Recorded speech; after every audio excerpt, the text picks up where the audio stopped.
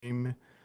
I'm actually currently testing. I went and bought a bunch of stuff. So if you guys are watching this after the fact, I'm just trying to see how the new setup kind of works out. I got my light set up or sign behind me, and I'm going to monitor it really quickly for a bit. But if you're watching this, you're tuning in. How are you? What is up? And what do you got going on? Let me see if I can pull this up. Nope, still looks horrible.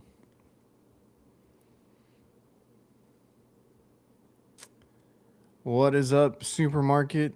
Oh, wait. Let's see. Mike, supermarket refrigeration. Brian, what is up? D Tolls, George. It looks good until I move, I think. The frame rate is horrible. So, like I said, I'm just kind of testing all this stuff out. I wanted to see if this made a difference or if I should just stick to what we have been using before, which I think I will. This is a different software. So it looks nice and everything, but I think I need way faster internet for this one. It did clear up, but I don't know. We'll see. So, what is up, everybody? Kitchen Cowboy. How is everybody doing? The podcast is on break. So I was debating if to, I think it did clear up a little bit.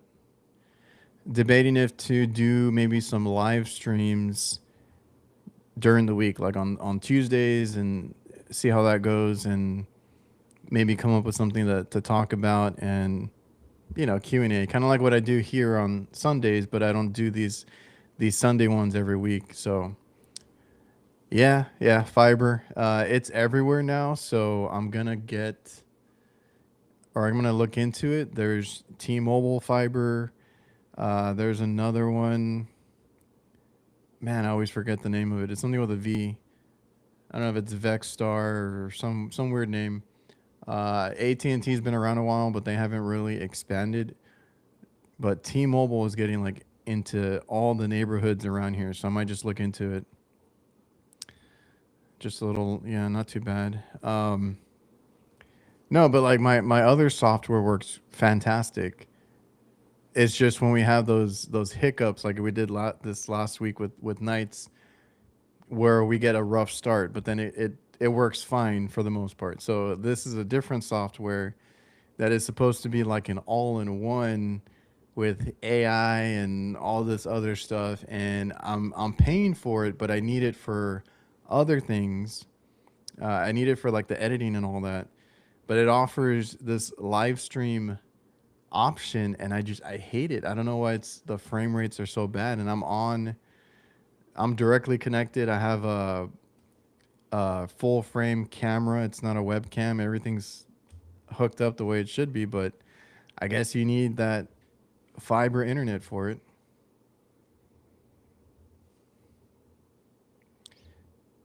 Yeah, they're all over the place right now. There was another one that was like by my parents because they're on the south side, and those were everywhere in that area, and some of them in the like the commercial side where all the restaurants are. Here where I'm at, out in the middle of nowhere, there's more T-Mobile trucks, and I think they're ramping up. So there's a lot of them out on the roads right now, putting in fiber like everywhere. So we didn't have any of that, for a good while. And where I live right now, they barely got Spectrum a couple years ago, like right before I started podcasting and all that. So luckily, I had that to work with. Now we do 5G home internet, which the only reason I can't use Spectrum, well, there's two reasons. One is there's always blackouts, and it's funny because the next house over still has Spectrum, and they always call to see if ours is out because theirs is out. So Spectrum here always goes out. So that was the thing that I couldn't deal with because then I would be canceling shows, be canceling on guests, and then not being able to upload certain times. And then the upload speed is the second reason because Spectrum has 200, 300 megabits download, which is great for streaming and all that stuff. But for upload, they give you like 1 megabit. I'm like, how do you give me 2 to 300 download, but mostly 1 to 2 upload? And it's still like that from what I understand because I've tried it, speed testing it. And then we got T-Mobile, which it's a little bit spotty because it sometimes I got to restart it. But the download is 100 minimum. It can be a little bit higher, but the upload is like 10 to 20, which is a drastic difference. And I'm able to upload videos super quick. I'm able to podcast and stream every week if I want to. That's the issue that we've had here. So still trying to get all this set up. Like I said, I just put my sign back up finally. Set up some acoustic paneling on the other side. So we're getting into it. I just kind of want to dive into 2026 with, just hit the ground running, better content all around and stuff like that. So I did just post another video if you guys haven't seen it yet, which is a really cool rooftop support that I didn't know of. That's not the video that I wanted to put out right now, but uh, the other thing is I'm sponsored quite a bit, and sponsorships right now are kind of messing with my schedule.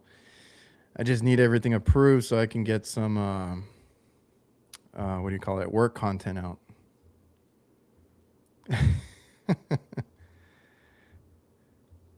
Upload, we don't get anything down here. And it's funny because they'll stop me at the store all the time. They pop up in like the Walmart, the HEBs, wherever they can. It's always Spectrum, and they try to stop me. And they're like, "Oh, can I interest you? What do you have for your internet?" I'm like, "I have tried you guys," and I tell them about the upload, and they're like, "Oh, okay, sorry." Like they just like don't even bother to sell me anything because I'm like, "Yeah, I'm a content creator now. I gotta have good download and good upload." So it's like, you know, before I would like the blackouts when I had to do work because then that meant that I couldn't stay in the office. I'd have to be out in the field. So it was to my advantage in the past, but yeah, I can see that it's getting blurry, and it's not the internet. It's the damn software. Yeah, we have that's the one that we have, the T-Mobile home Wi-Fi, which is basically just a SIM card. Um, the problem here, like I said, it's good for most things. Like I use it. Upload speeds are a lot better than what I had with Spectrum, but um, the problem here is that I like I have T-Mobile on my phone, and I have the home internet. I pay like $100 a month for both, which is a great deal. But there's only one plan. But on my phone, I purposely put it on LTE, which is like the 4G, because my 5G is actually slower in certain areas and here too. If I go out into the main city area, 5G is crazy fast. But if I'm out on the outskirts, on the smaller towns, um, and I feel like the area here is all pretty big and growing, which maybe that's why we're seeing more of the fiber stuff come in. But in certain spots, the 5G just is not as good as LTE. So on my phone, I have to put it on LTE just so I never have to think about it. My LTE is faster in like 99% of the places here, whereas the 5G is like real spotty. Dude, I got my dad on iPhone. Our kids are on iPhone. My girlfriend, most of her family. Um, it's my and my other brother. It's my mom and my youngest brother that will not leave Android, and I don't know why. And I always tell them because now I have my 12-year-old, and he has an iPad and an iPhone. And I tried to guilt them into it, like, hey, you could FaceTime your grandson if you had an iPhone. Or I would tell her, we could do all this like sharing of like photo albums and like there's all this stuff that you can do if you have the same phones, right?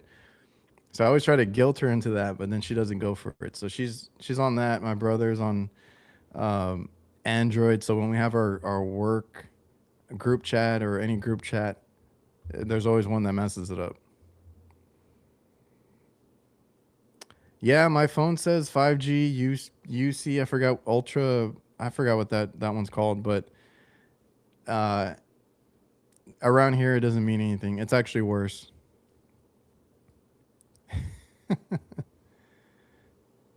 Oh, you were talking about going to Android.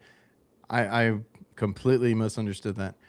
I am stuck in the Apple ecosystem mostly because I have the Apple Watch. I have this. I just converted to a a MacBook Pro, and then I bought a Mac Studio for this because for like editing and stuff, by far the best. Um, and they're decently priced if you get the right one. So I kind of invested in that for like content. Now, personally, I kind of want another phone, and I want it to either be a Google Pixel or one of the new Galaxies, like the Fold or something, right? So like something different. I just haven't been persuaded enough to get into it. Yeah, always had Android personal. See that's the kind of route that I'm going is like I kind of want to keep the iPhone for work, and I kind of want a different phone just for fun, right? To have as a personal phone. I've thought about it. The folding phone and the Pixels are really cool. So maybe one day. Android or die.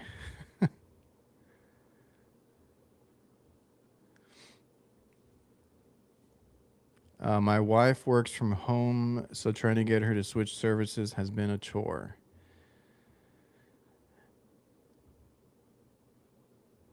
No, I have not looked into Starlink.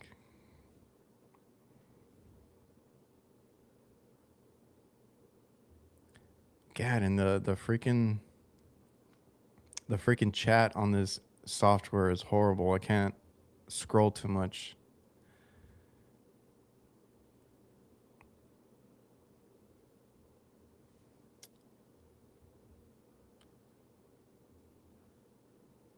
Oh, not recommended. I thought they were the one to get, or like with the Samsung Galaxy. Me, yes, I'm going. I'm gonna be at AHR. Man, what is there? Yeah, I'll be at AHR. I'm gonna be there. We're leaving Saturday so we can get there, enjoy the weekend, and then we're gonna be there for Monday and Tuesday of the expo. So Jake and I will talk about it more on Thursday's HVAC night show. Maybe I can do that on one of the Tuesday shows because, like I said, I don't have anything lined up right now.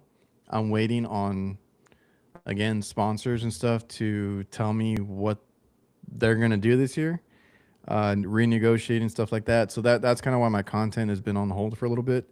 But we can talk about that if I go live like on Tuesdays and stuff in detail or right now. I don't plan on staying on too long right now, but let me look up what I had in my notes for that. Free, let's see.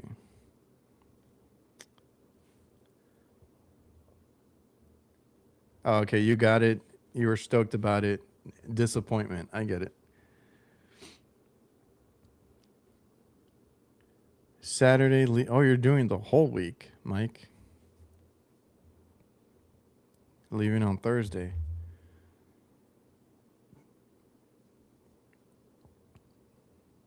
Driving in on Monday. So on Monday, well, I'll go over it right now. Oh man, talking about tools, I just texted Jake and I was like, dude, because I know he does all the Knipic stuff and he's in contact with them and all that. And I was like asking him about some stuff.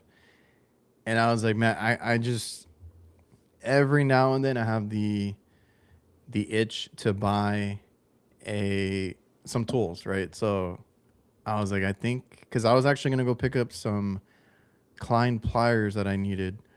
And I was like, you know what? Right now is a good chance to maybe start that Knipics collection. I think I have Weha cutters, but I haven't like expanded on it. And I'm really interested in like like the Knipics wire strippers. Like obviously I've had Cobras in the past, but they were in that tool bag that got stolen, and I just never went back and bought some. My dad goes through them like not like crazy, but like they've lost them, replaced them, and so I've had them before. I didn't buy them. I was like I can work with what I got, and I was like recently I just got bored, and I was like I kind of want to start that collection, so I might dive into it and start buying like some Knipics and um, maybe some Weehaws, some other stuff. Yeah, and I don't know. I might try that out. The torque screwdriver. That's what reminded me. I was also thinking about that too because and Jake is one of those that recently I've seen. He does the crimp tool right from Knipics, like the dedicated kit. And I don't know if he has a torque screwdriver or not, but I've seen others that do that, for contactors and different things. And I was like, oh, the other day actually, I didn't struggle with it, but I was like trying to tighten it. And I was like, you know what? I need to make sure because we had a lot of loose connections that caused a contactor to go out.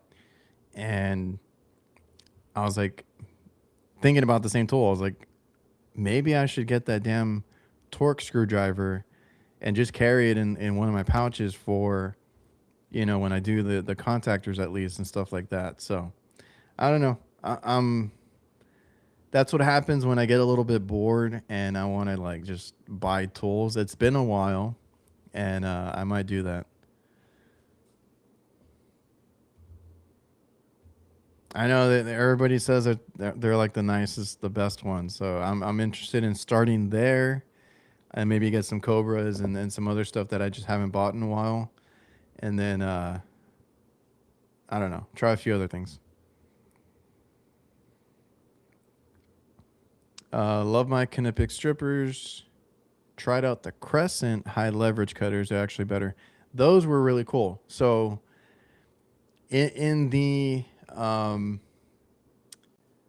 spirit of talking about AHR, the Crescent high leverage cutters, they were on demo there, I believe, because I remember seeing it, and they were telling you guys, like telling the crowd to try them out, cutting bolts and cutting different things, and those things seem like they cut like butter.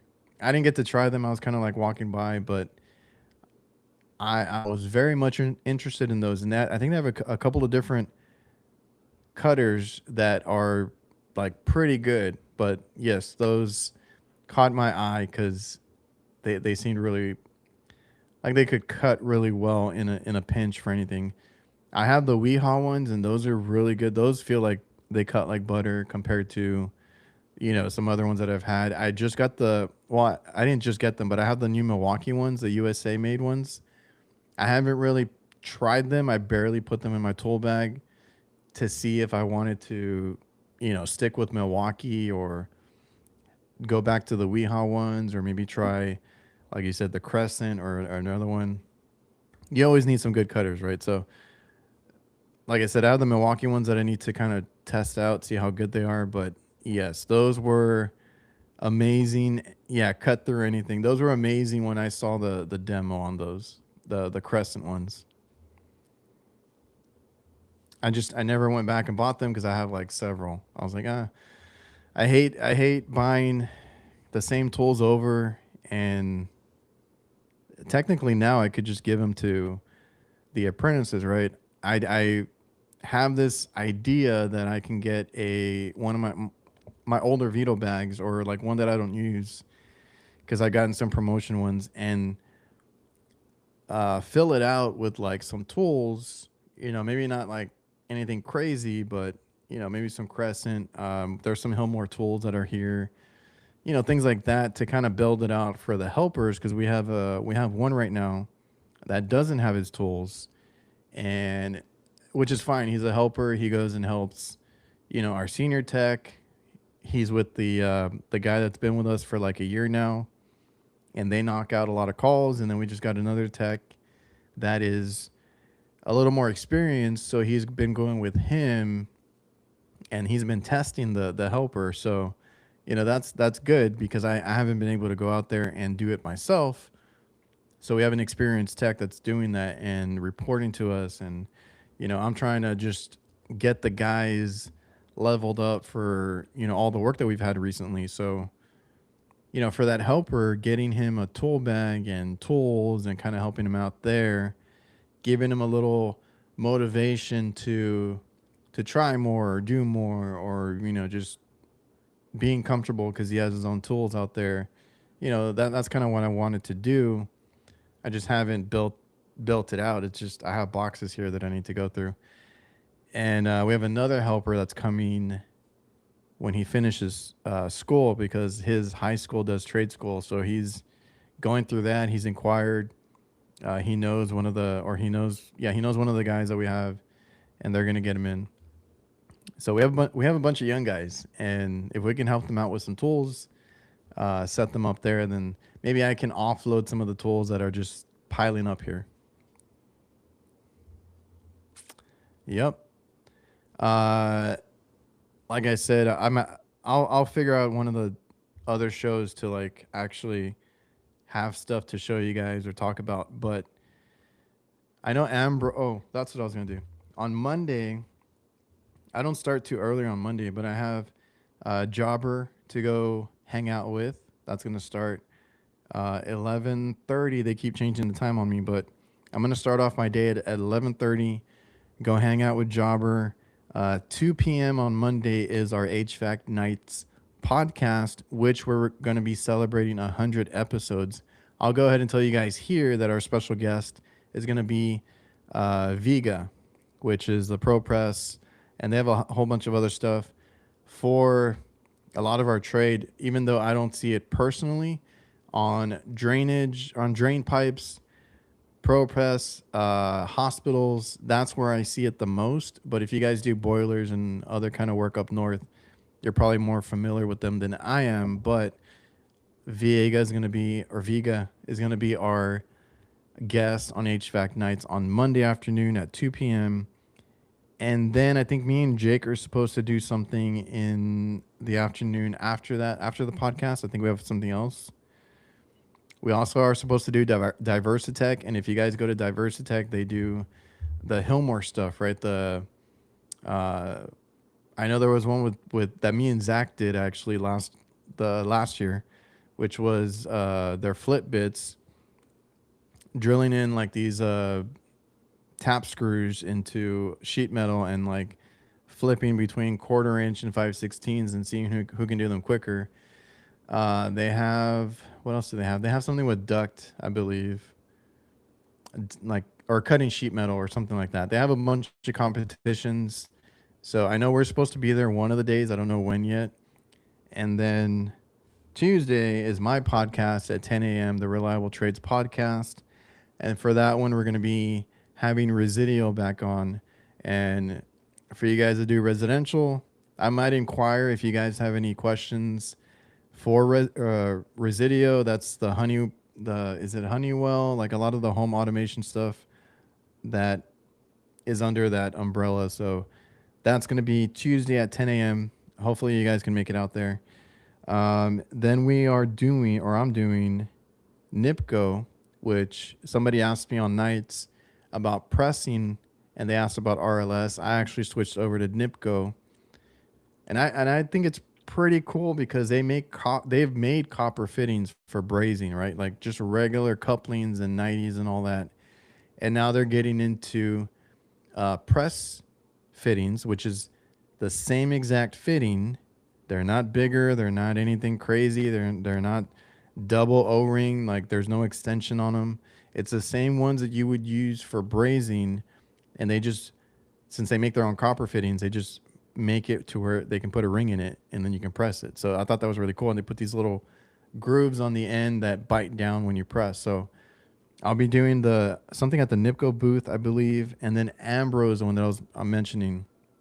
Ambro controls I'm doing on Tuesday afternoon at 1 o'clock, and I will be demoing their torch setup. Right, so if you guys want a torch and you guys want to do it yourself, last time I just let everybody that came by try it. They told me it was okay, and they said that we can do that again. So if you guys want to braze on the spot with Ambro, and maybe you've seen it, maybe you've never seen it before, it's a torch kit that I use. You can go and check it out for yourself and actually use it. They have the regular one that I use, which I can do anything from 1/4 inch to 7/8 is typically what I see. But if you guys work on anything larger, like up to 3 inch, they do have a power torch that can do that, and it's the same setup. It's just a handle that you change, and that allows you to do up to 3 inch. And then they said they have new products. I'm supposed to get an email. They're going to have all these new products that they're talking about, because they've already done the nitrogen kit, which I do like.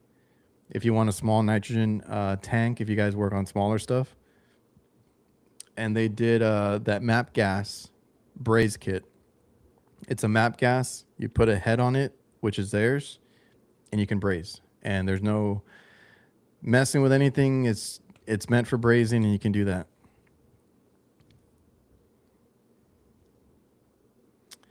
The Nipco, yeah, the elbows. They have a bunch of different fittings. Like they sent me a few, and I was like, okay, I didn't know you guys made all this stuff. Like it's really cool, and I just think it's easier to put the Nipco fittings in versus a few other ones where the what do you call it? The fitting might be twice as long as a regular like coupling you would braze. So that's where I always fight with it. It's like, will it fit? Will it not fit? How much of the because you would know, Mike, the Heatcraft, sometimes they don't give you much of a stub on the outside, and I got to take off some stuff and make sure that I can get that press fitting to go over the pipe enough, right? Because you got to make sure that it goes in. And I like theirs because it has a bell on it still, so like you would know if you got it in all the way. So I don't know. I like it. I'm gonna start using it more, and that's just me kind of sharing something that I like, something that I'm actually using out in the field. So I mean, take it with, whatever opinion you have on it. That's up to you. Let's see. The it's on Map Gas, the one that I've seen. So I don't know. I don't know what they have new coming out, but they were gonna debrief me on some stuff that I can talk about when AHR rolls around. So I thought that was kind of cool. Brian can probably back me up. I have given the other guys that we got, like I said, we have some new guys, all the oxyacetylene sets that we had, and I just kept my Ambro controls because I like it that much. And then to wrap up on Tuesday, I gotta go to Johnson Controls and podcast. So I'll be out there. I'm trying not to do too much because like Monday morning, I'm gonna be there just roaming around. I'm gonna go talk to Robert Kraft on some stuff that he has coming out. He has a lot of stuff to unveil.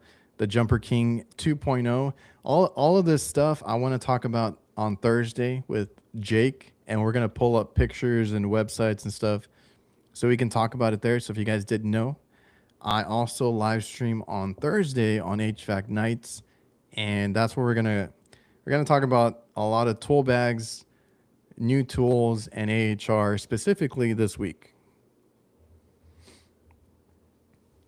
Yeah, same here. I haven't touched the oxyacetylene in a couple of years now, at least.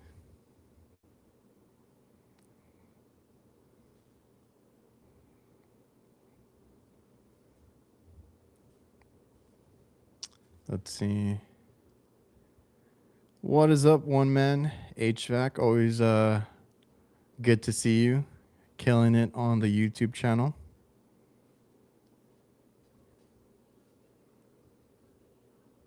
I work. Wait, what? What?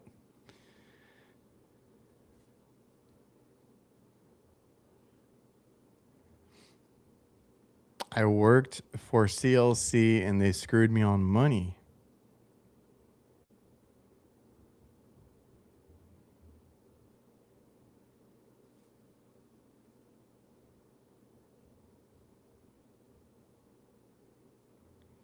That's awesome about having a bunch of young guys. We could all use some.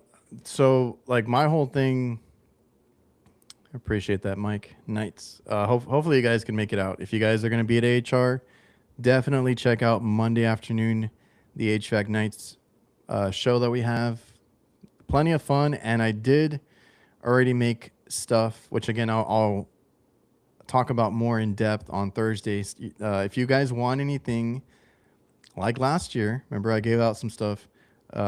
Make sure you're there on Monday for the HVAC Nights. That's where I'll have stuff to give everybody there in the audience. What was I gonna say? Yes. So it's been weird with the new guys that we have.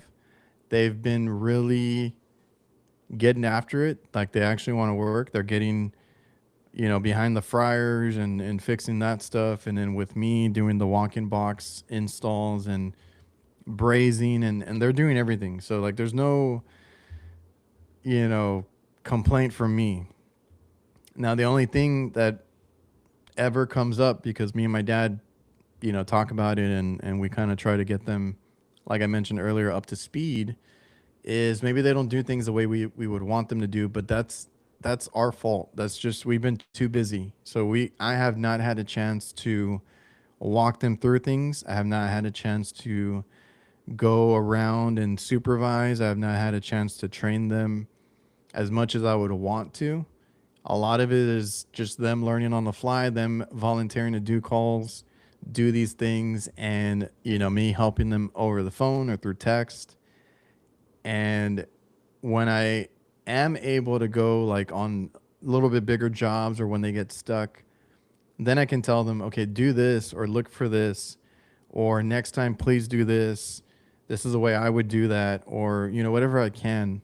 But it's just been weird because we do a lot of installs, right? So, or change outs.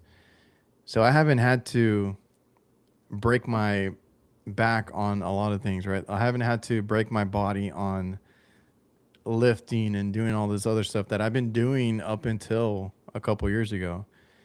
So that's been a weird feeling, right? Like having all the extra help, having the guys that actually want to do it. And it's been great. Like I'm not complaining. I do miss doing more of the work, but my body thanks me that I'm letting them do it and letting them be safe or trying to make them be safe about it because I don't want them hurting their knees or breaking their back on some stuff. So we do have more mechanical equipment, more lift equipment now than we did, back when I did all the work. So we're trying to make it safe, trying to get them what they need and all that. And it, it's just been weird because we have another compressor and it's a what do you call it? A VRF? No, no. I'm getting it confused with another one. It is a compressor for that Aeon unit, and we have it's a two stage. So there's two compressors, 13-ton system. So these compressors are pretty massive. Now I'm gonna have help on this job site, but we're also gonna have a lift and everything.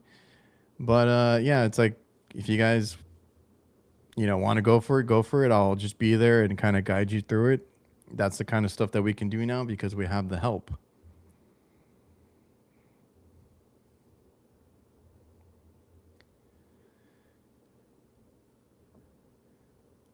All right, supermarket. We'll see you.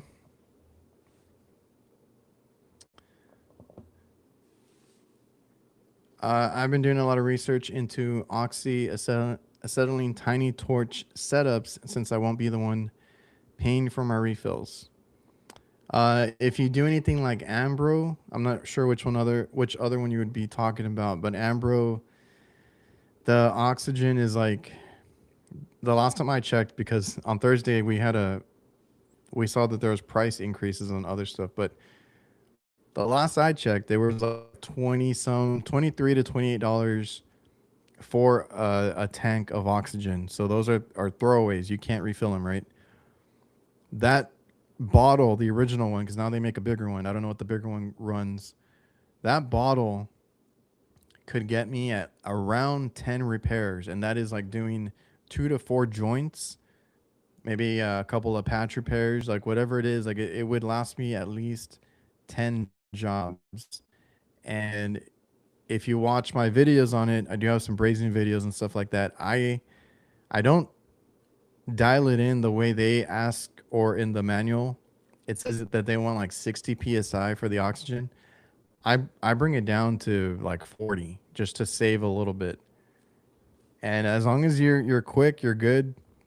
Um, I would say the only time that I would frantically run out on even like the older oxyacetylene is like when I was like starting out and I just didn't know how to braze, right? So I was like messing up, doing it over, taking too long brazing, having it open all the time. Like that's the only time that I frantically or worry about running out. Like with these, I carry like 2 extra ones on the van, and I do my brazing. I do it quickly and cleanly, and haven't had any issues.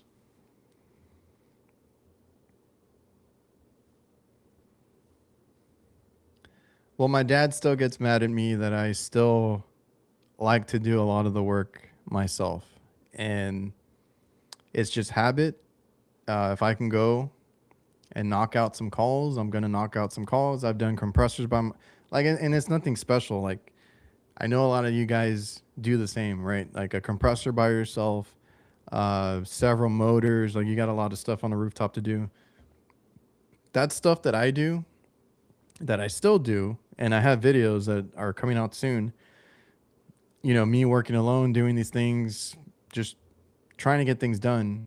And my dad's like, we have guys to do that. Like, why are you doing that? Which is funny because he doesn't want to get out of the field, but I like working.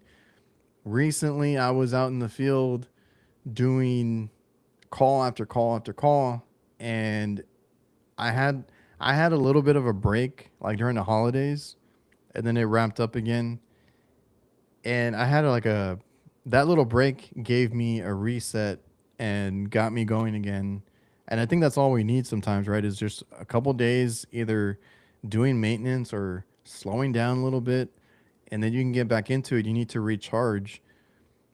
So I felt great after that. I started running calls, like, bigger calls by myself. I was like, I like doing this. I love working. When I had my office days recently, I hated it. But if I don't do it, we don't get paid. So I have to balance that. But I love, and right now we picked up some customers where I kind of feel like I'm learning stuff again because it's stuff that I haven't seen in a long time.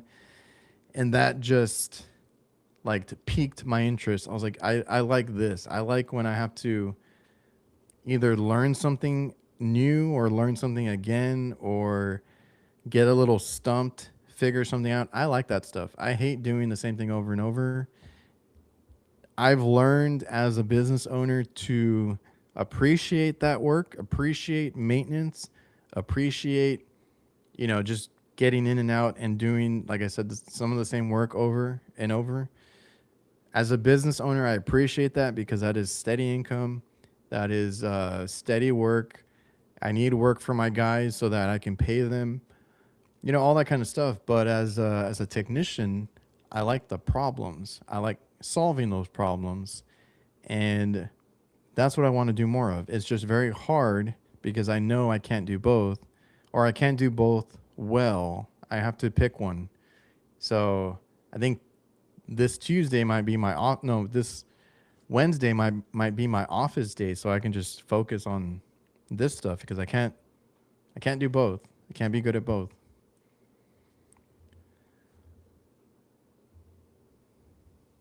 Yeah.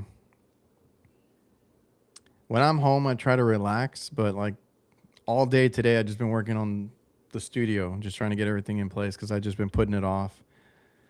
Super happy that I got my sign back up, but yeah, I used to do more because I did.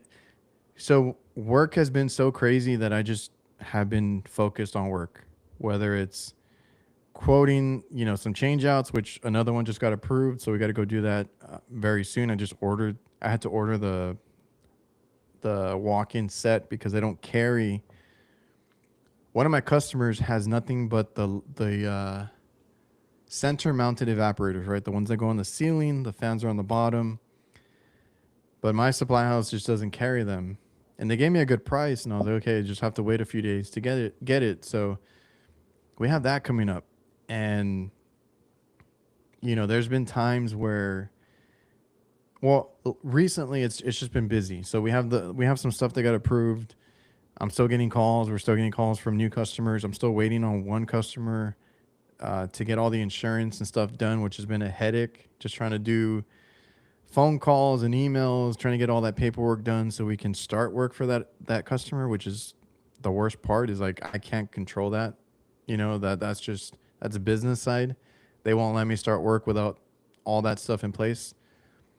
So I've been busy. So whenever I have time off, I like to relax or do editing or something else that helps me, like maybe not stay still, but like enjoy it or whatever. So that's been my life recently. Years ago, before I had my channel, and we would slow down, right? Like during the slow season, because we haven't had that in a few years. But back then, when we did have that, uh, when it would slow down, it would get cold out. It hasn't even gotten cold yet here. But when it would get cold and all that and slow down, I would do I would find something to do. So like I mentioned that car that I just bought, that I bought a 64 Pontiac Bonneville. Now I don't really have time to work on it, so I'm glad that it came in really good shape, and I'm going to do things little by little to it.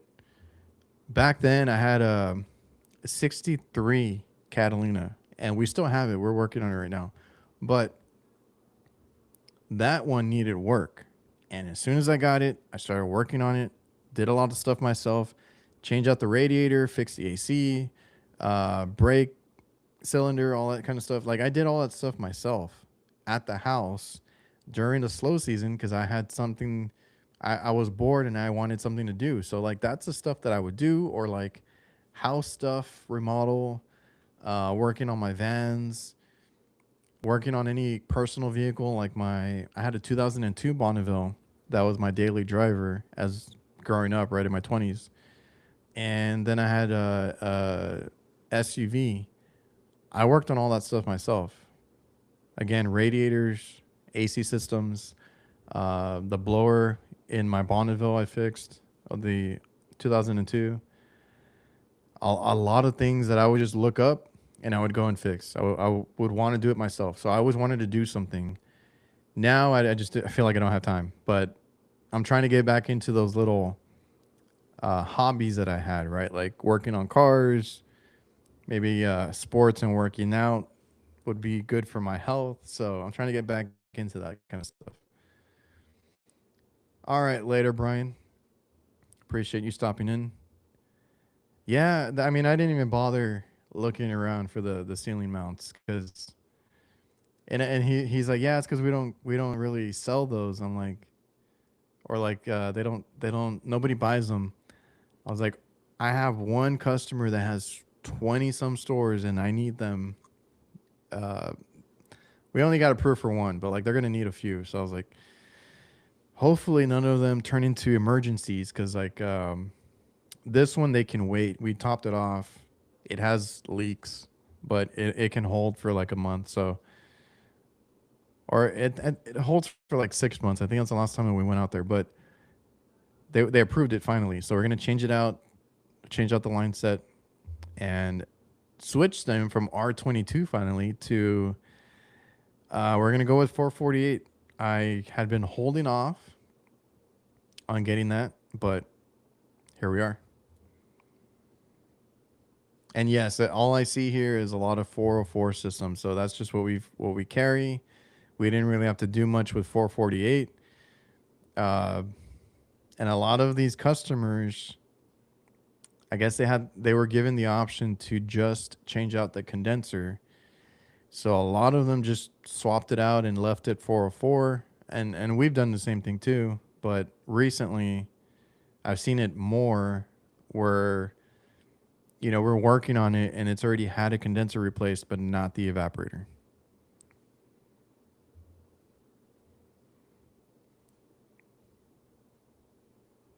Started out with map gas. Company I worked for was not by the book. We're getting like 4 installs out of our Ambro kit. You just need to have it dialed in when you use it so you're not wasting tanks.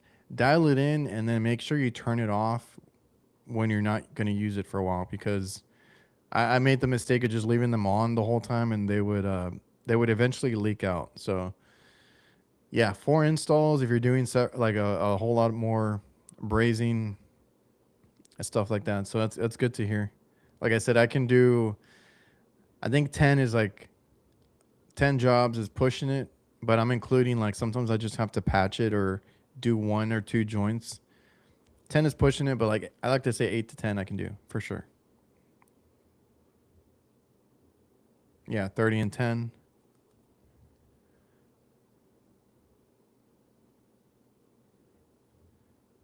Thursday. Thursdays you say. Yeah.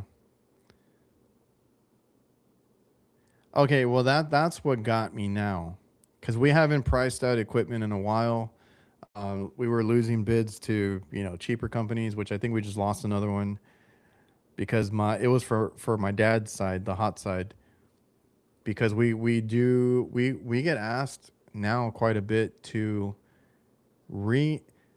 So they had one pizza place. Their pizza ovens were gonna get replaced. No, they were closing a store actually. I forgot. So they were closing a store that wasn't doing well, but I guess they had newer ovens. So they wanted those pizza ovens removed and transported from that store to another one, and then ripping out what that store had and installing these ovens, which sounded easier than they thought. And yeah, pizza ovens are not meant to be moved. I didn't even get to go to that one. I forgot where I was, but pizza ovens were not meant to be moved around after it's been built around, right? So they did have some demo that they did, but they had to do even more to get it out. And I think they disassembled it and all that stuff. It would have been interesting to see. I didn't get to go to that one, but we've had some restaurants that want stuff moved around, transported, reinstalled somewhere else. We've had that request here and there. So we had another one on my dad's side that was for fryers. A whole line of fryers was getting replaced. So like that store needed them installed, but those I guess were still in good shape where they wanted those that we were going to take out transported an hour and a half away to another store, and then to remove theirs and install the used ones. And I don't know what they wanted to do with the old ones. They were probably going to keep them, but you know, we started charging more for that kind of stuff, especially that one. An hour and a half away is a lot, and that one got denied. And I felt like it was just a little bit high, but we always have to go a couple hundred more to cover any losses, right? So something comes up, something doesn't work, you run into an issue. We always have to go over just a little bit. And I was just thinking they probably are going to get somebody super cheap to throw it in the back of their truck and do it for them, right? Because, they don't want to pay. But, price comes into it. I see, or I talked to my supply house about pricing for like the walk-ins, and yes, it is a drastically different price if you go with 448, because now this year especially, they don't want us to do that anymore. And our supply house has tried to. I think they still have 410A systems that they're trying to like have there. They purposely, stocked up to get us by until it was mandatory. But um, so that yeah, they were telling me it was cheaper to do the 448, this and that. But I asked them again. I was like, can you double check the refrigerant price? That's where it gets me, because I'm like, why is 448? It was like in the high 200s, I believe, right? Like 280 or something like that. And the 404 is like 320. I'm like, do I really want to buy a whole other tank and switch if I have 404 on the truck already, and but we do more repairs, right? So like a lot of it is like I'm not changing it just to change it to 448, but um the price difference, I would have expected 404 to be more expensive, significantly more expensive, to push us to get 448. It just hasn't been. It's been very like close priced. So I never made the jump because of that. I was like, if 404 cost me about the same, I'm gonna go for 404. And I like 404. I've never, or I haven't played around with the 448 as much to know like how it does, but I know that's what we're gonna switch to. Yeah, the okay, so forgive me for not knowing, because I'm still, like I said, on 404. Like everything I see is 404. What is after 448? What is the next one that we're supposed to be using for medium and low temp, like coolers and freezers?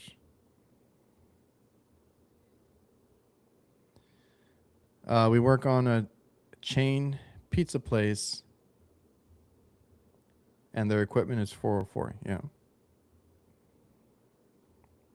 Yeah, and I've seen it to where they just change out the condenser, like I said, and so they keep the evaporator with the 404 TXV. I even see, because we're trying to get rid of one right now that we quoted, it got approved.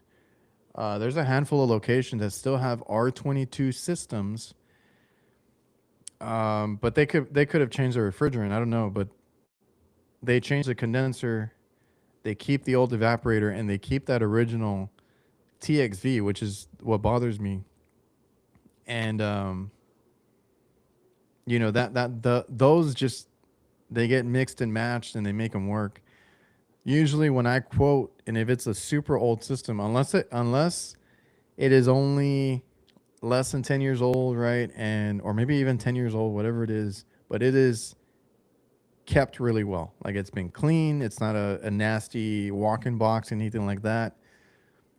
Maybe you keep the evaporator, but like on a lot of older systems, especially R22, like I would quote evaporator and condenser, because there's no point in salvaging that evaporator. It's like falling apart, or something. The fins are brittle, whatever it is. So, 454C. I'm gonna have to look into that now.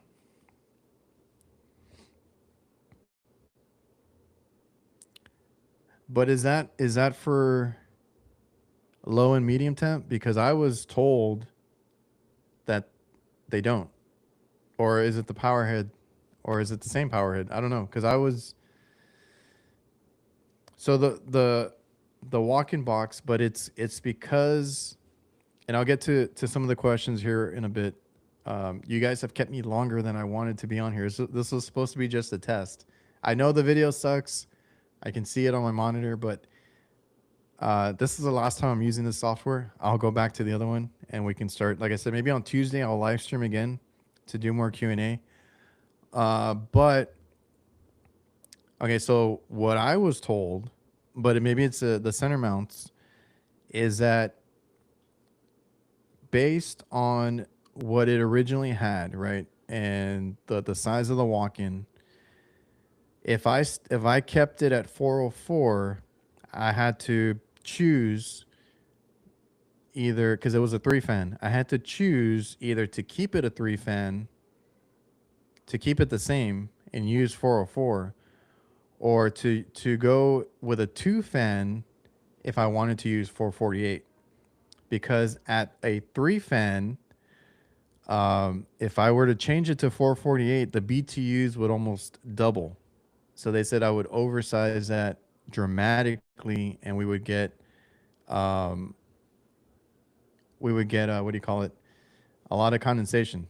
So what I that's what I was told, and I don't like to do this. All this. I used to do more retrofits. I don't really deal with that. I kind of talked to my supply house guy, and we kind of figure it out. So I just trusted him. He was like, if you go with 448, it's going to be oversized. If we go with 404, it'll be the same. So what I did is I went with a two fan so he could bring that down and go with 448. But he was telling me, depending on what refrigerant you use, those BTUs are going to be drastically different. Like it was, uh, I think what we had was a 10,000 BTU, and it would have jumped to 1,800 BTU with 448 if we did the same exact three fan setup. In order to get it down to like I think 9,000 or 10,000 on 448, we would have to do two fan. So I went on the more cautious side and we downsized because I know we've done that before at other locations. A lot of these have three fans, and we have to change them to a two fan when we upgrade some of these older systems. It didn't buffer. I'll run it back, but I still don't like the way it looks. I think my other software looks better. And then I had a question up here. So, oh, it's like okay, so it. Like I said, I just trusted him. That's only when you change the condenser to a new compliant unit. Uh, they float the head pressure down to 110 psi during colder weather. So when we get that one in, I'm gonna investigate it and look through it because yeah, we've done other ones in the past, but I've always tried to keep it whatever refrigerant it was, unless it was R22. Um, yeah, it's because this one was R22 and we were going to change it to 404, but they took over a year to approve this quote. So yeah, in my experience in my field, some quotes take forever. Some maintenance that we got recently, those have been in talks for years too. Like a lot of stuff is barely getting approved. It's just it's been weird. So yeah, originally we were gonna do that retrofit like back then to do it and do 404 and all that, and now we're looking to do 448. So I'll look at what kind of condenser it has and all that when it comes in. We have to order that one. But back to this question. Um, Spoke 208. Did your pops teach you your trade? Yes and no. So my dad does commercial kitchen repairs, service, installs. He does fryers, steamers, ovens, grills, anything in the kitchen that they cook with, pasta cookers. Like he works on that stuff. I only do AC and refrigeration. I did what he did for like a year or so. Didn't really like it. Um, and my parents talked me into HVAC, which didn't need didn't need a lot of convincing because like I said, I wasn't super into what he did. So I went to trade school to learn, but what I did get from my dad was like on the job training as far as like customer service, how to fix things, how to think on your feet, how to think outside the box, work ethic, stuff like that is what I got from him, which I would not be who I am today without that. So I have to give him credit for, helping me be a technician and kind of modeling what I do for HVAC after what he does for hot food. So, he did really well at his previous company before that whole conflict because he wanted to start his own business. and he was technician of the year. He got them up really high as far as like bringing in money and doing work and all that, to a point where like when he was gone because they didn't want him there when he wanted to do his own business and he was trying to get that off the ground, they had to tell people that he was on vacation because they kept asking for my dad, like, "Where's Charlie? Where is he?" I, they just want to talk to him. That's his thing. Even now, it's like people just want to talk to him. So that was, how he started his business. And then I was going for electrical engineering, I believe, and I did want to work on stuff. I just didn't know. I thought I wanted to build it and design it and stuff like that. But I much rather be doing what I'm doing right now: service, repairs. That's what I really enjoy doing. And I went to trade school, learned all that on my own. Got thrown to the wolves because my dad wanted an HVAC. Well, wanted a refrigeration technician. So yeah, when we went out to jobs and I was out there by myself, I was figuring it out by myself. My dad didn't know what we were looking at. So yeah, there was a lot of learning on my own, which I don't want to, like, with the guys that I have right now. And that's kind of why, like, even with the content, I do enjoy conversations with, comments and messages that I get. I hate 422B2. Um, I'm always an open book to help with any aspect, right? Whether it's the content that I do, if you guys want any tips on that, the HVAC that I do, if you guys want anything on that, or if, business side or anything else that I do, I'm an open book. But with our guys, that's the whole thing. And so like I have kids. I don't want my kids, because I get the same treatment too. Like, oh, your dad did it. Your dad did it for you. Your dad gave you a job. Like, I still had to learn all this by myself because we don't do the same trade. We work together, and we need each other, but we don't do the same trade. So, um, yeah, I'll get into it right now. For my kids, I would do anything. So like they have a job for life with me if they want to get into what I do. I would make them do the work, right? Make them learn it, make them do it. But like I want a better life for my kids. I feel the same way now for the employees that we have. Like, I don't want them to struggle. I don't want them to mess up or anything. Like, I want them to succeed. So I'm always trying to tell them, "Hey, don't do these mistakes. I've done these mistakes. Don't do it like this. Do it this way. This is better." And I'm not worried if they end up leaving or moving on or anything like that, because for the longest time it was me, my dad, and my brother. And before my brother came along, it was just me and my dad. So I know how to work. I know how to do this stuff. But I want to get these guys going, and they're gonna have I've made this joke with them, like, they're gonna have the easiest path because I'm just trying to give them as much information as I can. What is up, Freon Leon? Glad you could make it. Let me see. Over here.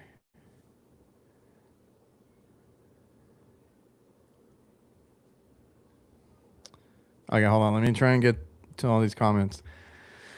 I work at a dog food factory, and they have rack units, crack units. Oh, there was one that I worked on, and I can't remember the name. It was something similar. Giant medium temp units, originally R22, converted to 422B, and they have 7 of them that they need to maintain, 40 inside of a warehouse.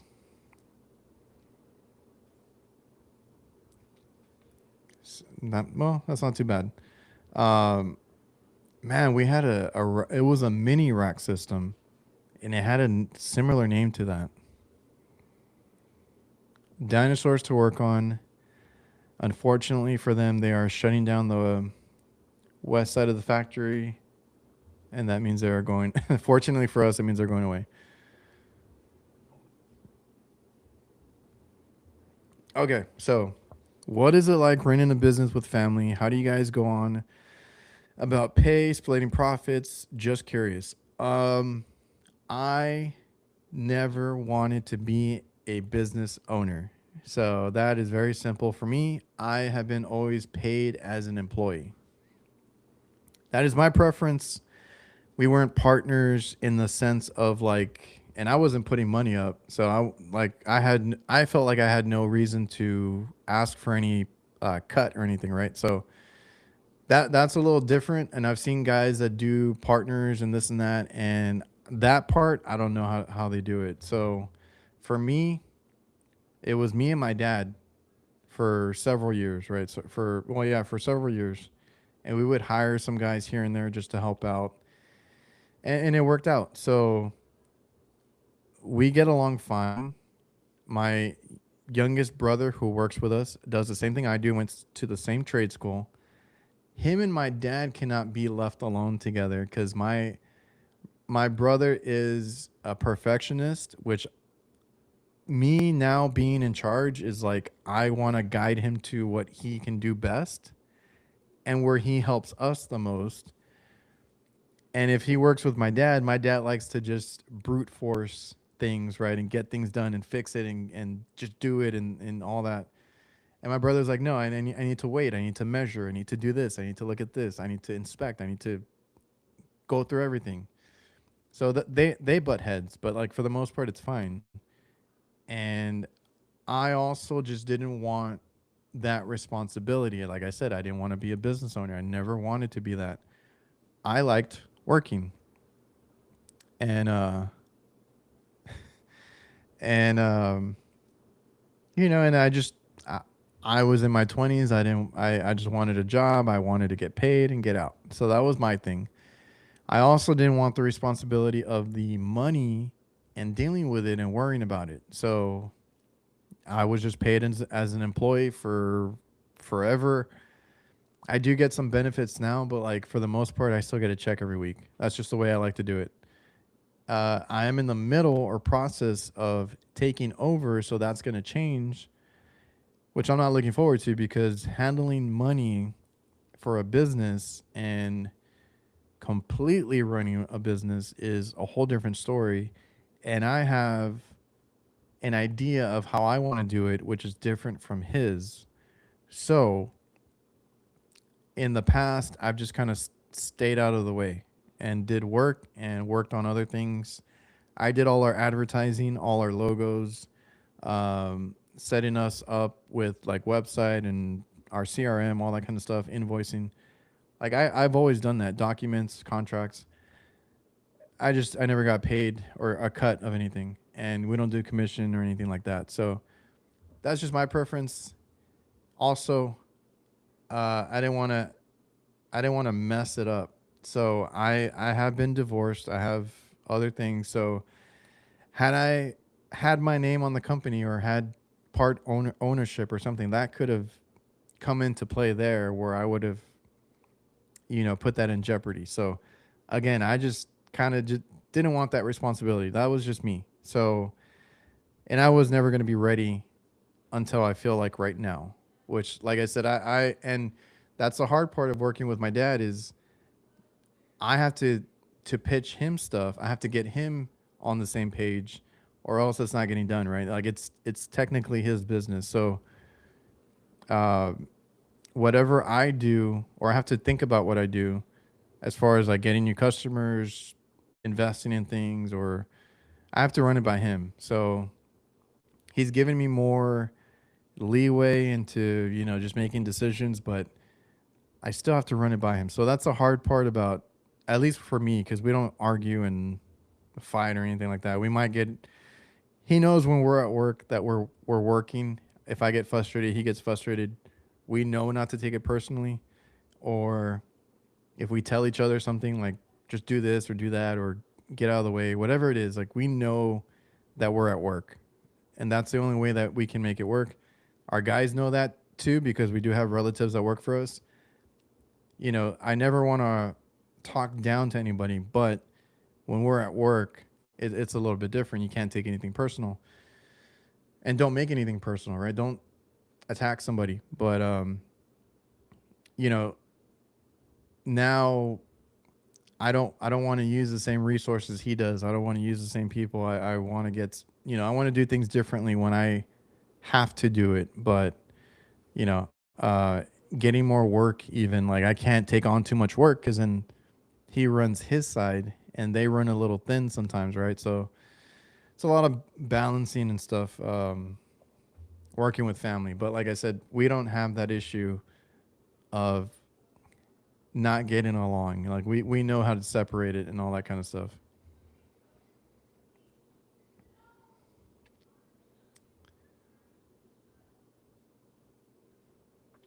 All right, what are y'all talking about?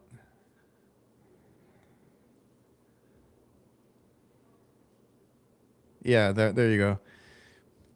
Just I our parents, or for the most part, everybody's different, but our parents made it easier for us. They went through a lot. My parents, I can speak for specifically, like they did a lot to make sure that we never were worried about, anything with the house, the bills, food. We always had food. We always had clothes, new clothes.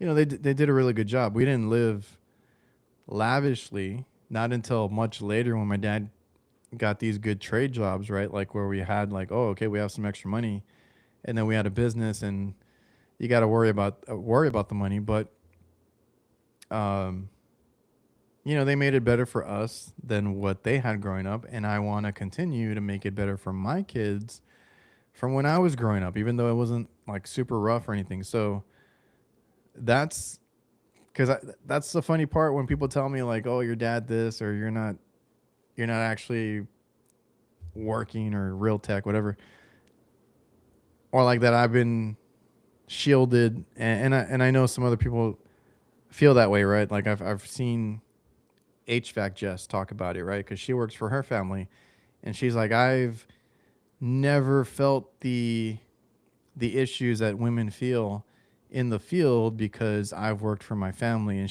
sometimes she talks about like imposter syndrome, and I get that too sometimes. But I'm like, my dad did it, and I still have to work for it, but they want the best for their kids, and that's the same thing with me. Like I want my kids to have a better life, and it's just the way it goes. That's the way that it's supposed to be, is what I can say.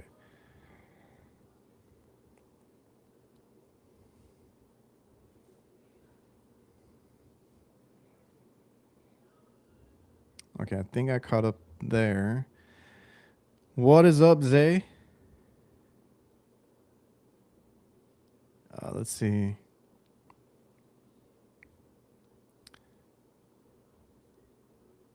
Get in shape, drive in those motor skills for HVAC, and then going on my own. Oh, time time's up. Um, well, my dad never pushed it on me, so like I was able to do my own thing, right? Like just clock in and clock out. As long as I did my calls, as long as I did that, like that was always cool with him. So thankfully, he didn't like. Every now and then he would say like, "Oh, you really need to take over. You really need to do this or do that, or talk to customers, or handle this, handle that." I just did it slower. Like I slowly eased into it, and now I think in the past couple of years, especially with business doing really well, seeing stuff that I did on my side of what I could do actually turn into, you know new leads, getting new customers, like kind of doing, what do you call it? I can't think of it, but like, the bringing in a new era, right? Like it's stuff that I'm doing that is actually working for our business. All the stuff that I've done online, making us searchable and bringing in my own customers that are like franchises, and getting to know everybody, and making those new relationships, getting my own connections, my own network, like all that stuff is now what I have. And that was always like his advantage, right? Like that's what and I still want him around for that. Like I still want him to not work as much, but like he's still the face of the company, and he does really well with customers. So that's always great. And it feels good that I've attributed to a lot of the stuff, a lot of the success recently. And I'm like, okay, now I feel like I can probably do well if he wants to take a back seat and not be out there all the time. I'll go out there and talk to customers. I'll go out there and shake hands and, all that kind of stuff. Even though I'd rather be on a rooftop just working on my own stuff, but it is what it is.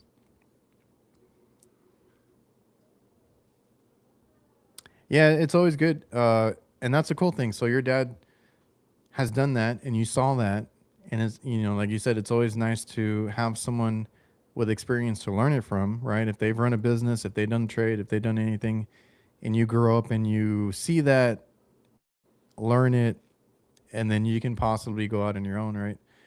That's always the cool thing. Free on anything counts as a business. Being a business owner, I've done side hustles my whole life. Um, yeah, it's always good seeing that, so that you know what to do later. Like, if without him, I wouldn't have known how to do what I'm doing right now.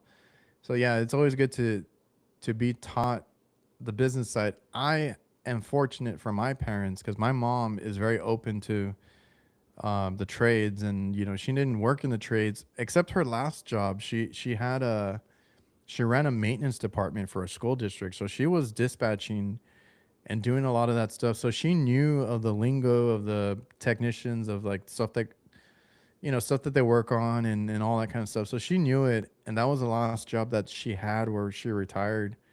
But what I get from my mom is the business and accounting and budgets and money. All of that I learned from her because my dad, for the longest time, would just spend money. He was really good at spending money. My mom was really good at budgeting, and I think they helped each other so much, and it worked. But I got to learn from both of them, and I applied both of them because when I started, I took a pay cut, and I didn't make much. I made $200 to $400 a month. I mean, a week, and I made it work. I moved out. I was just really good with my money, and that's how I, survived for a long time because I learned from my parents how to do that stuff.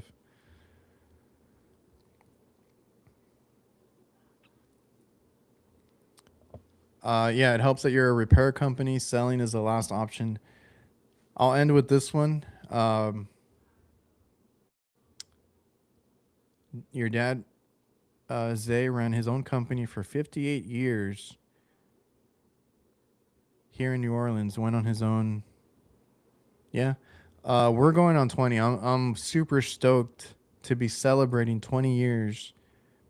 And I think now 20 going forward, like I said, is the new era where I can kind of make my imprint and do more with it.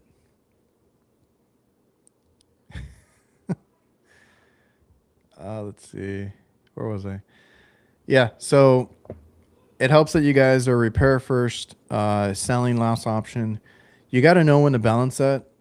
Maybe we'll talk about this in another stream, but yeah. Um, we give customers options. I would much rather fix something. Now, if it's something that is a piece of crap, and I know from experience that I'm going to be called back several times and I'm going to get blamed, and we're going to have this issue getting paid, that's when I'll tell them you need a new system, right? Like that one that we have that has like a ton of leaks. I was like, you know what, it's just better, and it has the worst condenser. I'm like, you guys are better off just getting a new one, right? Like, we can continue fixing it, or we can get you that system, and they finally got the system. So we have made our name on repairs. That is facts.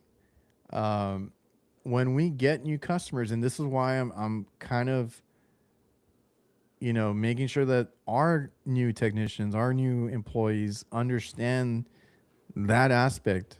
Like, you help the customer first before you even think about trying to sell anything, right? Like, you don't want that reputation. You don't want that customer to feel just a certain way about you. You want them to be comfortable with you, and you're trying to help them at the end of the day. So we've been trying to tell them, like, um, that we want to just help them and fix things. And because the main thing that I tell them is I've heard it personally from these customers when they choose us, or like we're the second opinion, or whatever it is. I hear the reasons why they left the other company, that they, stopped calling the other company. It's because they were getting screwed over every month. They were getting price gouged. All they wanted to do was sell equipment. Like, you hear all these things. I never want to be the company that they talk about like that. Like, I don't want that reputation. So, trying to tell them, if you have any issues, obviously call us. If you can't fix something, call us. We'll figure out what we can do for the customer. There's no way around it. Like, if I have to absolutely shut down a system, I will. But for the most part, I'll try to get it working, or like half working, or something, right? Like on an AC, I got two compressors. Let's bypass and get one working, and maybe they need another compressor or whatever it is. Like, try to make them work. Like, you don't want them to be uh, uncomfortable, or having any issues. If you can help them out, help them out. Um, so that's my thing, because I hear it so much, like, oh, they never fix the leak. They just come and put Freon every month. Um, the one that I just picked up, they said that a certain big customer, and I've heard it recently with two big chains that we picked up. One of them said that they got a quote for some fryer maintenance, or something, and it was like 70 grand for like a certain amount of time, right? And they agreed on it, and they wrote everything in that they wanted them to do, and whatever it was, like. And that's why I don't like contracts to begin with. But they paid it. When that contract was up, they came in with some surcharges and all these other fees that they said that weren't covered, and they had to pay another, I don't know if it was 10,000 or something crazy. And that's what was like, we're getting screwed here, right? And that's a big company in my area that is doing that, and that is the only reason I think they're still open, because other than that, I don't think they get any work. They do a lot of warranty, and they do a lot of these contract things where they get the customer stuck into a contract. uh, and another business too, that, or another restaurant that we picked up, same thing about that same company. So that company has a reputation already. Um, so they were saying that same company they don't want. They're like, I know there's not too many companies that are like yours. This is what he told me on the phone, right? There are not too many companies that are like yours, that do everything and do everything well. We know of that other company that is there, and we do not want them. And he started talking about them and this and that. So that company already has that reputation. Like I said, the only reason I think they're still in business is because of warranty. They are a stronghold on warranty, and they have a parts division that does really well. We even buy parts from them too. So, like, other than that, I don't think they really get any work.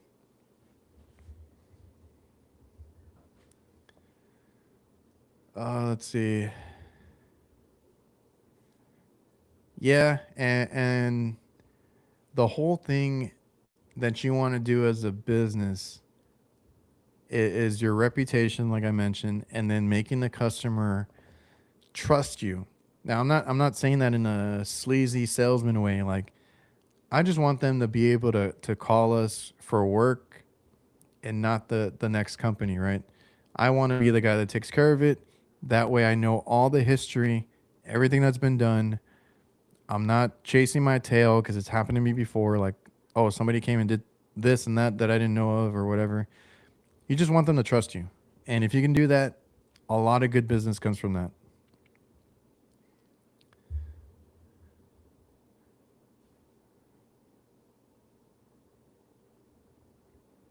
Let's see.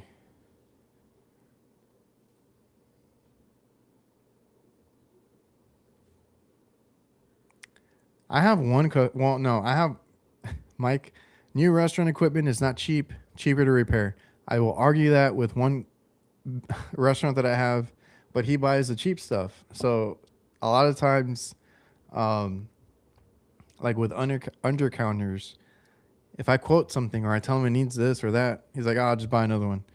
And the chicken place that we have recently, we were quoting like small compressors and things like that. But this was a couple years ago. They decided just to buy them new. Recently, I have quoted some compressors that did get approved. So maybe now they went back up in price.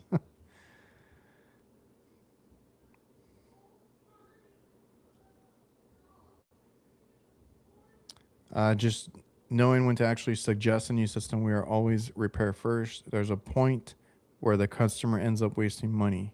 Yeah, like I mentioned earlier, you have to know when to do that because I will straight up tell them, I'm like, do you want me to waste more money on this? Because I know it's going to break down again.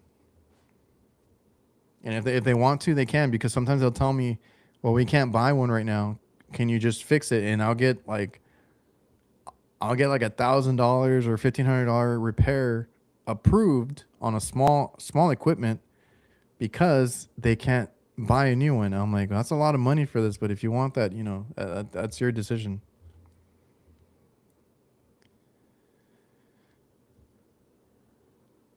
Let's see. Someone else.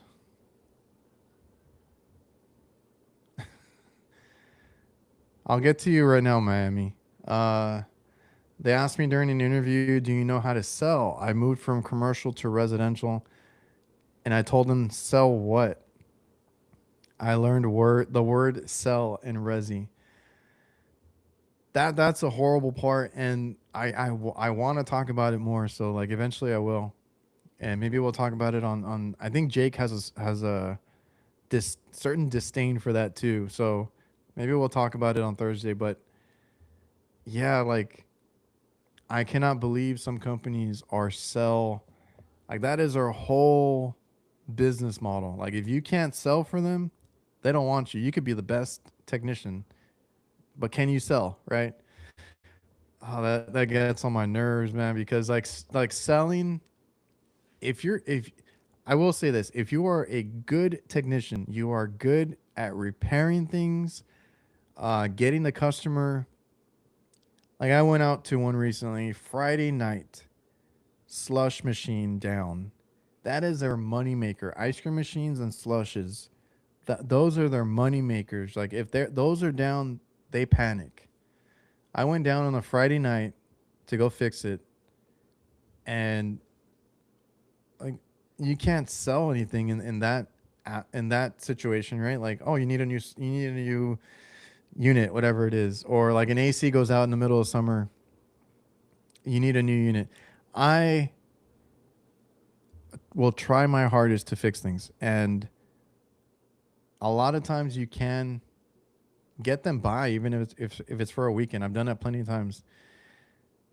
That will get you sales without you trying, right? Like, oh, you helped us so much. You did this for us. I can always count on you.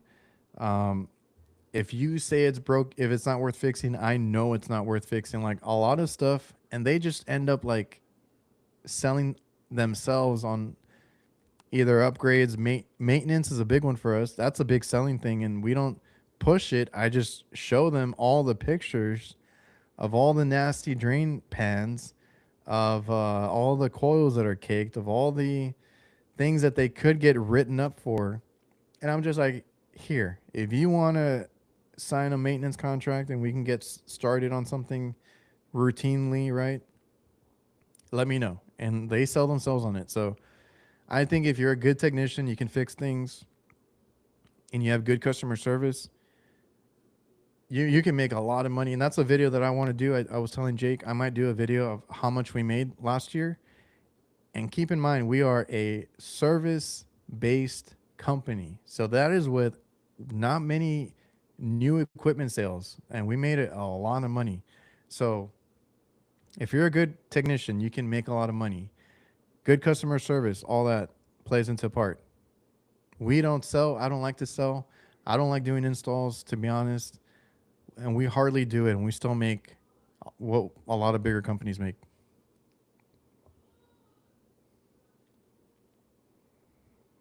Miami. I saw Miami in here. Hold on, hold on. This is dope. I have my own channel, found your channel because I was searching to see my competition on how to do it. On how to do what? I'll check your channel out, see what you got going on. Appreciate it. I know you were saying something. I'm down here in Miami. Oh, dang it, this freaking software.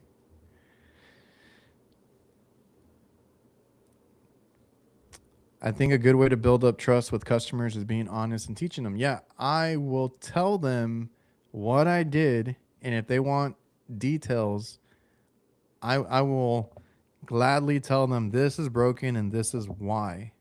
And here are pictures, or come and look at it, whatever it is. Like, you know, nobody can say anything bad about my work or what I suggested. Every time I've suggested a new system or something expensive and they get a second opinion and that other company tries to say that I don't know what I'm talking about, it bites them in the ass because I double checked, I triple checked, I make sure that I give an assessment that is it's not fixable whatsoever. I got to make sure that that's first, and whatever I recommend is gonna fix the problem, right? So I mean, it looks good for me. It looks horrible for the next company that's like, no, it's just this. They replace a compressor or do something expensive, and I'm like, you're gonna waste money right there. That thing goes down again, and they have to get a new unit.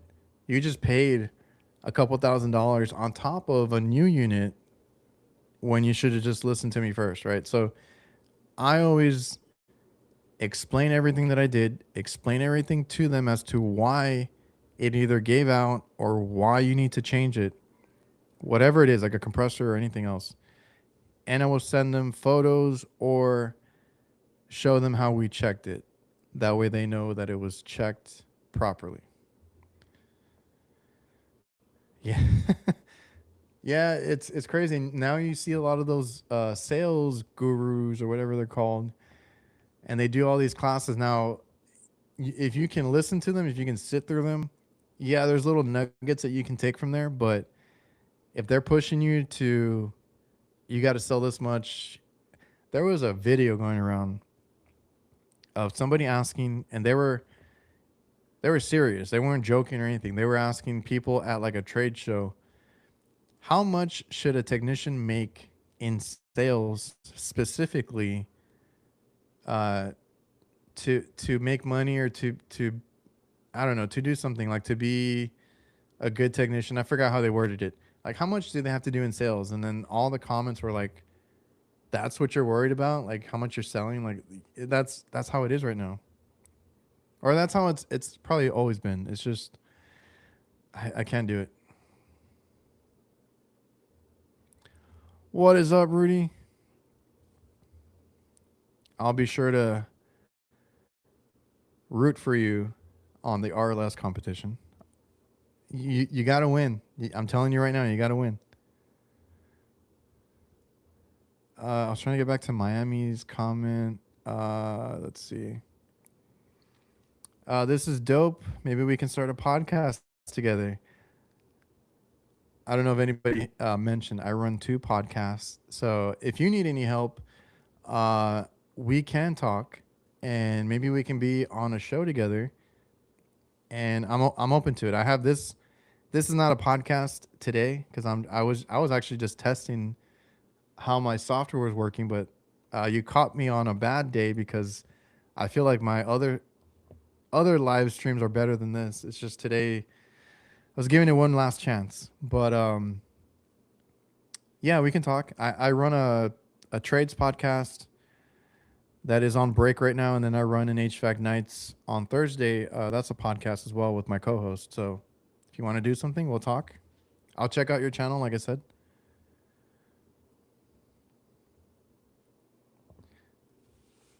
The sales gurus be like, made 3 million last summer, hospital grade filter.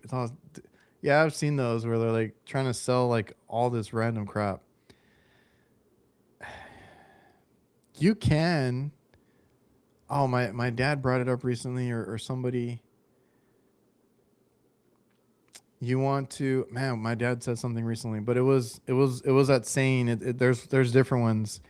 Like you're not trying to make a quick buck, right? You're trying to make a living, basically. So, man, I don't know if it was him or somebody else. They're not trying to make a killing, they're trying to make a living, right? So a lot of those sales gurus, they're gonna get those guys in trouble. I mean, some guys get away with it, and that's their career. They make a lot of money. I know some guys that are sales guys, and they do really well for themselves, and they try to be honest about it. But they're there to persuade you to buy something, right? That's the nature of it. But like, the way my dad and I think, the way I've talked to other guys, like that whole saying is like, you're not trying to make a killing, you're trying to make a living, because if you strictly do that, it's gonna catch up with you. And if you do good work and treat people good, then you can do it for 20 plus years without it ever worrying about like money. It's just going to be there, and it might not be $3 million or whatever it is, but it's steady work, because you could make something ridiculous as a sales guy one year, and then like maybe not so much the next year. Yeah, they do. If they're a well-oiled machine and they cover their tracks, yes, they do really well. But it's hard if you're an honest technician. If you're, your work ethic and all that, it's going to be hard to work for those companies, because you're just not going to like it. I've known so many guys that leave because they get pressured into selling. They have to go in there and take advantage of the old lady. Like, I've heard horror stories, and they just can't do it. They just the next day they just don't even show up to work anymore, because it got to them. I saw that you had some videos on it. I was gonna look at it. I have not tried it. If you're asking me, um, it looks cool. I, I need to see like how you loaded it out. A lot of people are excited for it though.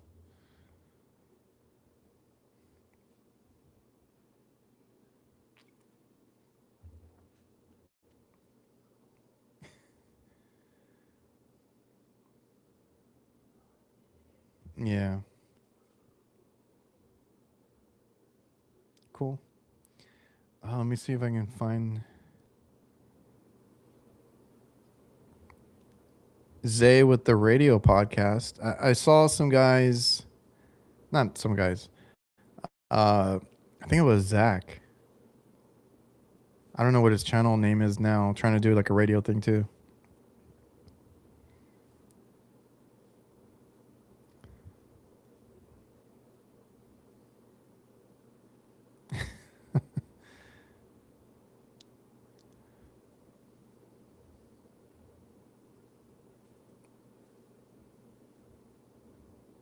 Stay small enough, long enough, and soon enough you'll be big enough. I like that. You can still make money as smaller companies. Keeping that overhead low helps. Yes, we don't buy new vans. We don't spend stupid money. We don't do any of that. We don't spend a lot of money on marketing either. So that's what helps us, because if you're a big company and you're residential, you're selling all that, um, you have so much stuff to pay, and that is the problem too. Is like you're, oh man, there was a I had a conversation with a guy recently that started his own business locally, and we've been keeping in touch, networking. I'm hoping like we can help each other out, just because we've been cool and friends, and a lot of companies are like cutthroat, right? They don't want anybody else to exist. But I feel like you can help each other out. There's so much work out there, and yeah, we had talked about some companies that they are just like they act desperate, like they're worried about losing a customer because it's like the end of the world, and that's because they have so much cost to pay for, like all the employees, all the taxes, all the marketing that they probably do, and all the overhead, and all the new vehicles that they freaking buy. Like there's so much of that you can avoid. And that's why like I there was another I've done a couple of podcasts One just came out. If you go to my channel, I'll link it here after the show's over.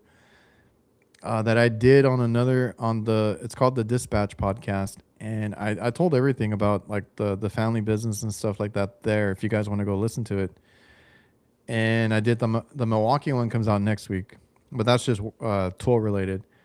And there was another one that I was supposed to do that it was business related, and I kept telling the guy, I was like, I don't have any secrets.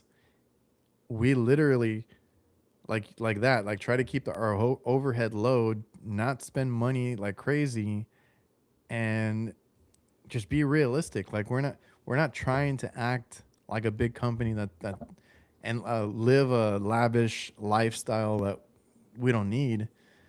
Like we charge more than we spend, and we keep it that way, right? Like you don't want to. Like I've known so many companies here that are friends or acquaintances, right? They're kind of friends. They open up a business and they got a new F-150 or whatever it is, new Ford truck, and then they go and get a new freaking high transit van. I'm like, dude, that's a lot of money. You don't even have like recurring work right now. You don't have those those customers that you can count on. So I don't know. That's just me.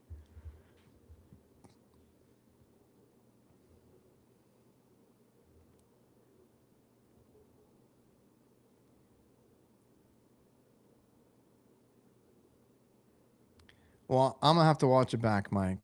We'll see. Thank you. Hit that like, subscribe. Appreciate it. We're almost done here. The Boss Man truck. My company does everything from residential to industrial and everything from oil burners to refrigeration equipment. It keeps us busy. That's what keeps us busy too, is that we do more than just like AC work. I've done nothing but walk-in boxes for a while until recently because we did maintenance and we found issues, right? Like blank thermostats, bad motors that they didn't know about, burnt out contact or something was iced up. They didn't even know. So like these are things that we're adding that we can get from maintenance, like writing stuff up. But I do a lot of refrigeration work when there's no AC work, and then our hot side keeps the guys busy. If I can just send them over to the hot side, and they work on like fryers and stuff. So that's a good thing.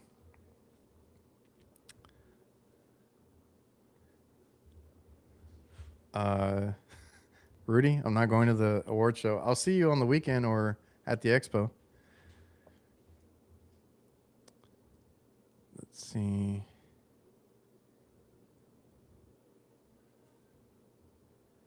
Do companies you all work for focus in on one thing like Resi, or they do it all?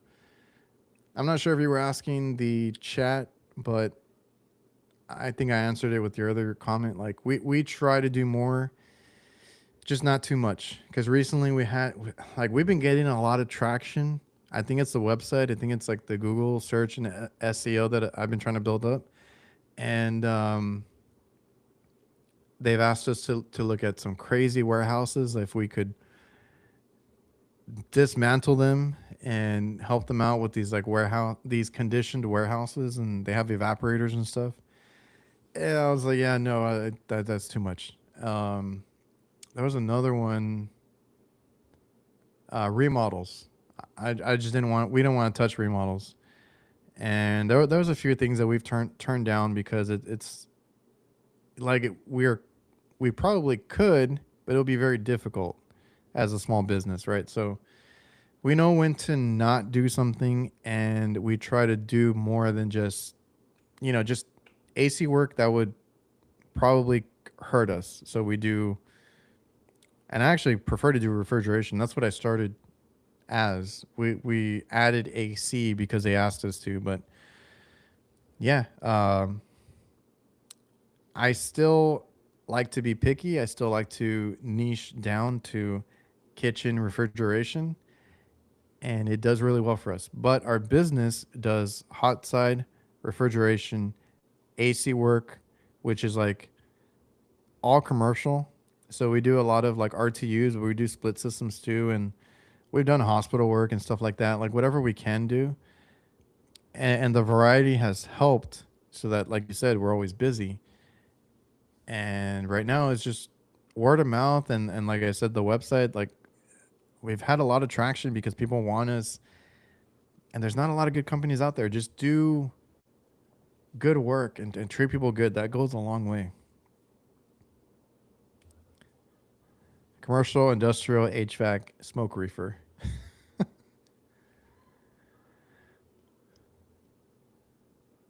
My boss won't like that. Yeah, I'll be there for the weekend, and then like I said, Monday and Tuesday. I'm not really doing. I don't know. I don't think I'm gonna do like the party things or whatever the dinner things that the companies do. I'm probably gonna skip those. I'm not doing the award show. I just don't want to be tied up, for a couple hours. So I'll be around.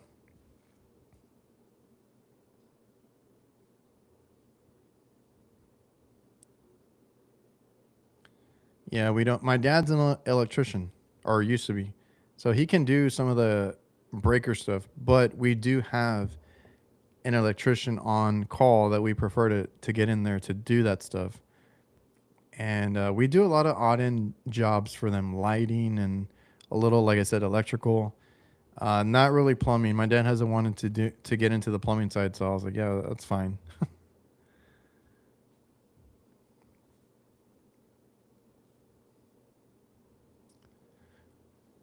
Jonathan, this is forward, but I have family around Brownsville. I don't know if you are looking for a new tech to train. Let me know if you're interested.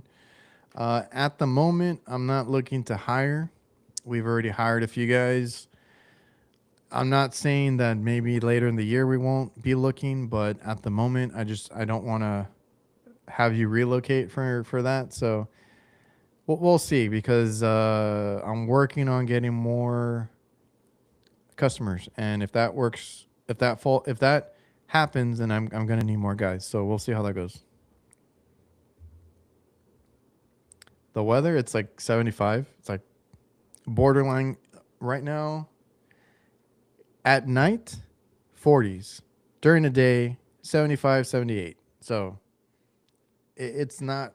It hasn't gotten cold yet. We haven't gotten our rainy, cold weather just yet.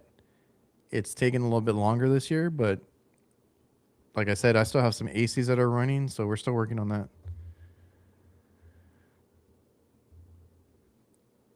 All right.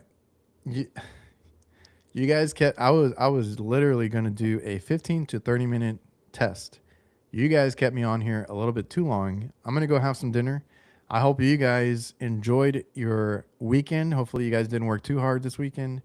Hopefully you have a good week. Remember, I'm gonna try to go live on Tuesday. That's what today's conversation should have been, is for Tuesday. I'm gonna try and go live on Tuesday and see how that goes. But I'll announce it. I'll post about it, and then make sure you hit us or check us out on Thursday for HVAC nights. We are, man, snow. Yeah, we can't. Yeah, Texas, Florida's getting hit with a freeze as well. So like, I think Texas right now is a good spot because it's still warm. But are you going? Are you going to symposium? I think I missed that. That is on my bucket list. I will go out there one of these years. It's just I had things to do at AHR, and one of these years, I'm going to go to freaking symposium. So I'll figure it out one of these years. Um, yeah, on Thursday we'll talk about AHR a little bit more and what we got going on. I know I want to talk about some of the stuff that we talked about here with Jake to get his perspective because he does residential. And oh, that's awesome. Like I said, I'll be out there at some point. I really want to go to it. So yeah, check out HVAC Nights Thursday, episode 99, and then we have 100. We're gonna celebrate 100 episodes at AHR. So appreciate you guys for tuning in. Hopefully, see you guys on Tuesday. First time, or now you're gonna be going every year. Okay, like I said, I really want to go to that one. I know I've heard good things about it. You can learn quite a bit there. It's a little more um, personal, right? You get these little classes and you get to talk to everybody. So it's on my bucket list. But yeah, hopefully you guys enjoyed. I enjoyed talking with you guys today. And like I said, yeah, almost 2 hours. Yeah. I'm going to try and go live on Tuesday and make sure to check us out on Thursday. Thank you guys. And I'm just going to end it. I don't have an outro.